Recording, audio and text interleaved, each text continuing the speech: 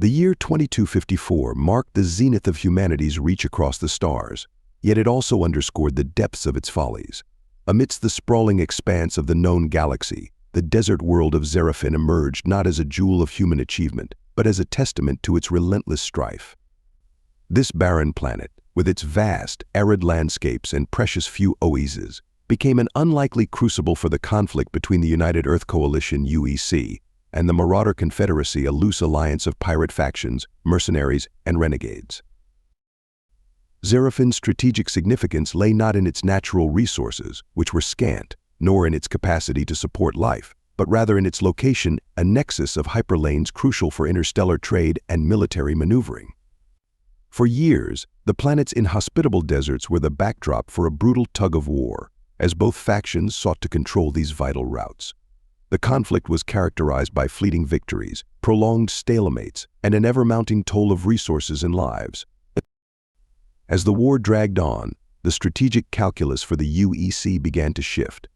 The High Command, once resolute in their claim over Zerafin, gradually deemed the cost too great a planet unworthy of the Pyrrhic victories it offered.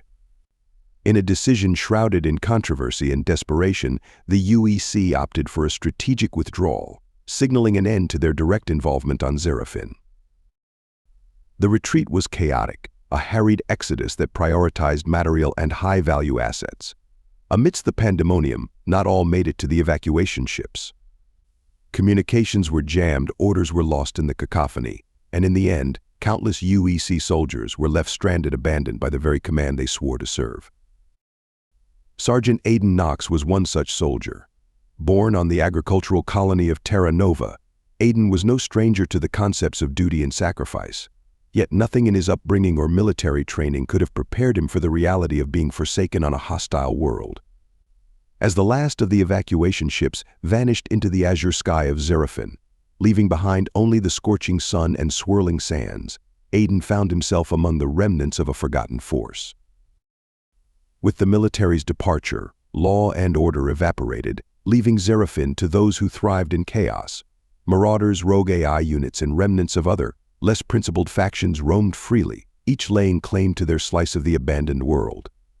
For Aidan and the others left behind, Zerafin was no longer just a battlefield, it was now a prison, a place where survival depended not on allegiance to a flag, but on one's ability to navigate a land forsaken by civilization.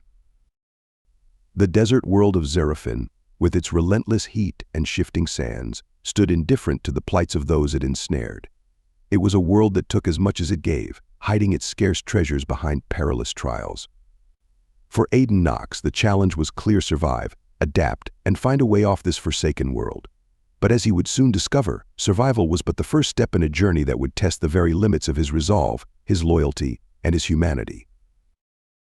In the unforgiving expanse of Zerafin, echoes of valor would be all that remained of the forgotten soldiers, whispers of their struggle and sacrifice carried away by the desert winds. And for Aidan, the path to redemption, to home, lay through the heart of that very struggle. As Aidan stood alone, the silence of Zerafin enveloping him, the weight of his abandonment pressed down with the heat of the twin suns overhead. The immediate need for survival kicked in, pushing the sting of betrayal to the back of his mind. His first priority was water, without which his life expectancy on this desert planet dropped to mere days. Pulling out his standard-issue survival kit, Aidan took stock of his supplies: a water filtration unit, albeit with limited capacity, a compact shelter module, basic rations, a standard service rifle with limited ammunition, and a navigation device, its usefulness now questionable at best. It was a meager allotment for long-term survival, but it was something. The desert around him offered little in the way of hope, its endless dunes and rocky outcrops painting a picture of desolation. Aidan's military training kicked into gear. He knew staying put meant death. He needed to move, to find a more defensible position, or better yet, a source of water. The UEC, in their hasty evacuation, had left behind more than just soldiers. There were outposts, supply caches, and perhaps even vehicles that had been deemed non-essential in the retreat. Finding one of these could mean the difference between life and death. The first step was to seek shelter from the relentless sun. Aidan activated his compact shelter module, a small, self-expanding habitat designed for emergency situations. It wasn't much, but it provided shade and a bit of insulation from the ground's searing heat. Inside, he consulted his navigation device, searching for any signs of nearby installations. The maps were outdated, and many markers were likely remnants of a war that had moved on, but they were a starting point. Aiden set his sights on a nearby outpost, marked as Echo Base, roughly a day's journey on foot. It was a gamble the outpost could be overrun by marauders or picked clean by other survivors. However, the chance of finding additional supplies or a working communication array compelled him to take the risk. The journey was grueling. Aiden traversed the dunes, the sand shifting under his feet, making each step a battle. He encountered the remnants of the conflict-downed aircraft half buried in sand, discarded weapons eroded by the elements, and the occasional skeletal remains of those less fortunate. It was a stark reminder of the cost of war, of the many lives swallowed by this unyielding world. As the suns began their descent, casting long shadows across the desert, Aiden spotted the silhouette of Echo Base on the horizon. The outpost, a collection of modular habitats and defunct defense systems, stood as a lonely testament to human endeavor. As he approached, the silence was unnerving. There were no signs of life, no sounds but the wind's mournful howl through the abandoned structures. Inside the base, Aiden's hopes were both realized and dashed. The outpost was deserted but not entirely picked clean. He found water purification tablets, additional rations, and most importantly, a cache of power cells. The communication array, however, was damaged beyond his ability to repair without the proper tools or parts. Night fell, and with it, the temperature plummeted. Aiden secured himself within one of the habitats, setting up a perimeter alarm with motion sensors scavenged from the base. As he lay there, staring at the habitat's ceiling, the gravity of his situation settled in. He was alone, stranded on a hostile world, surrounded by enemies, both known and unknown. Yet, despite the despair, a spark of resolve ignited within him. He had survived the first day, and he would survive the next. Aiden Knox was not one to surrender to fate. In the darkness of Zerafin, under the watchful gaze of its stars, Aiden's journey had only just begun. Ahead lay challenges that would test his skills, his resolve, and his very humanity. But within him burned the determination to return home, to prove that even in the face of abandonment, one soldier could make a difference. This desert planet, with all its harshness and adversity, would not claim him. Aiden Knox would forge his path through the echoes of valor, a path that led to survival, to redemption, and perhaps to a way home. As dawn broke over the horizon, casting a golden hue across the desert, Aiden began his second day on Zerafin with a renewed sense of purpose. He knew that survival meant more than just enduring the environment. It required him to navigate the dangers posed by others stranded or operating on the planet. The marauders, known for their ruthlessness, were not the only threat. There were also rogue AI units, remnants of the war's autonomous machinery, now operating without orders, and other soldiers like him, potentially desperate and dangerous. After fortifying his position within Echo Base, Aiden set out to explore the outpost more thoroughly in daylight. His hope was to find anything that could be used to signal for rescue, or at least improve his chances of survival. As he sifted through the remnants of the base, he discovered a garage that housed several all-terrain vehicles, ATVs. Most were in disrepair, but one appeared salvageable.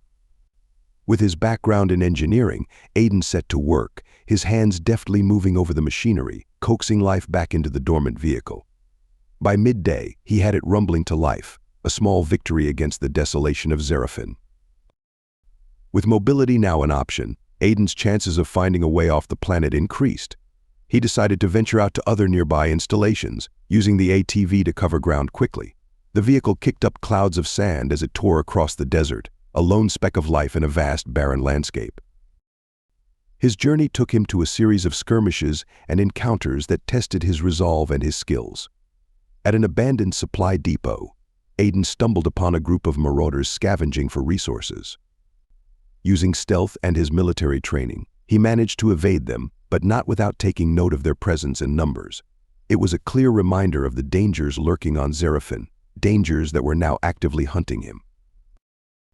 It wasn't long before Aiden encountered others like himself, soldiers left behind in the chaos of retreat. One such encounter was with Captain Alara Vance, a UEC officer who had taken command of a small band of survivors. They had managed to secure a defensible position within an old mining facility, turning it into a makeshift stronghold. Alara and her team were wary of Aiden at first, but his knowledge of the ATVs and his engineering skills quickly made him an invaluable member of their group. Together, they formed a plan to reach an abandoned UEC command center rumored to have a functional long-range communication array.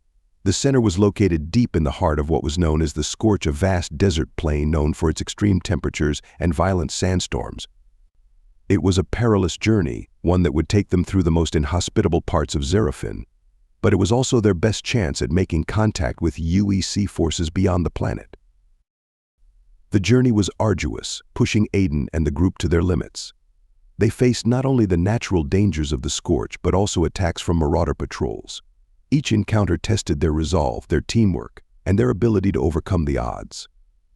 Aiden's leadership and technical skills came to the forefront, earning him respect and a place within this band of forgotten soldiers. Their arrival at the command center was a turning point. The facility was intact but dormant, its systems idle and awaiting activation.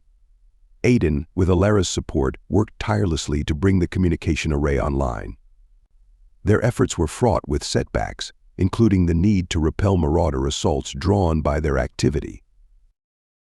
In a climactic effort, amidst a howling sandstorm that threatened to bury the facility, Aiden managed to restore power to the array and send a distress signal to any UEC forces within range. It was a moment of triumph, a beacon of hope shining out across the stars from the depths of Zarafin's desolation. The response came sooner than any of them dared hope. A UEC reconnaissance squadron, patrolling the outer sectors, received the signal and made their way to Zarafin. The rescue was fraught with danger, as Marauder forces converged on the command center, drawn by the promise of capturing a UEC vessel. Aiden and the survivors mounted a desperate defense, holding off the attackers long enough for the squadron to land and evacuate them.